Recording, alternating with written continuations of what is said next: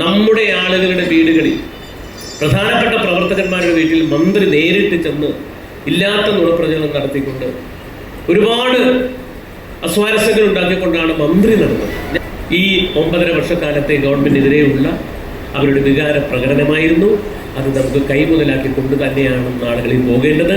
വരാനിരിക്കുന്ന 4 മാസക്കാലം കഴിയുമ്പോൾ നടക്കുന്ന അസംബ്ലി തെരഞ്ഞെടുപ്പിൽ നമുക്ക് വിജയിക്കണം. കളമശ്ശേരി നമ്മുടെ കൈകളിൽ ഭദ്രമായിരിക്കണം. ഇവിടെ ഈ തെരഞ്ഞെടുപ്പിൽ ഈ നിയോജക മണ്ഡലം മുഴുവനും നമ്മുടെ ആളുകളുടെ വീടുകളിൽ പ്രധാനപ്പെട്ട പ്രവർത്തകന്മാരുടെ വീട്ടിൽ മന്ത്രി നേരിട്ട് ചെന്ന് ഇല്ലാത്ത നുണപ്രചരണം നടത്തിക്കൊണ്ട് ഒരുപാട് അസ്വാരസ്യങ്ങൾ ഉണ്ടാക്കിക്കൊണ്ടാണ് മന്ത്രി നടന്നത്. ഞാൻ തുറന്നു പറയുന്നു, മന്ത്രി പി രാജീവ് നമ്മുടെ MLA നടന്നത് അത്രയേറെ ബുദ്ധിമുട്ട് ഉണ്ടാക്കിക്കൊണ്ടാണ്.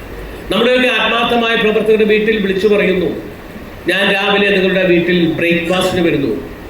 അത് നിഷേധിക്കാൻ കഴിയുമോ? പല വീടുകളിലും രാവിലെ അദ്ദേഹം 6 മാസക്കാലമേ ഉള്ളൂ നമ്മുടെ ഈ നിയോജകമണ്ഡലത്തിൽ അദ്ദേഹത്തെ പ്രത്യക്ഷപ്പെട്ടിട്ട്.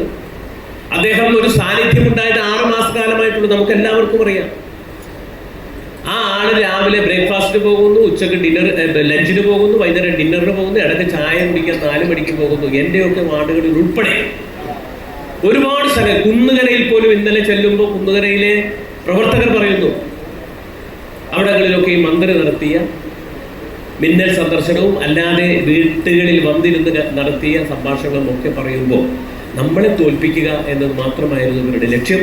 പക്ഷെ ആ ലക്ഷ്യത്തെ ഒക്കെ തൃണവൽഗണിച്ചുകൊണ്ട്, ആ ലക്ഷ്യമൊന്നും അവരുടെ ആ ഒരു പ്രവർത്തനമൊന്നും ഐക്യജനാധിപത്യ മുന്നണിയെ സ്നേഹിക്കുന്ന, ഐക്യജനാധിപത്യ മുന്നണിയെ സ്വീകരിക്കുന്ന, ഐക്യജനാധിപത്യ മുന്നണിയോട് എന്നും കൂറുപുലർത്തുന്ന ജനങ്ങൾ ഇതെല്ലാം മാറ്റിവെച്ചുകൊണ്ട് നമുക്ക് വോട്ട് ചെയ്തു.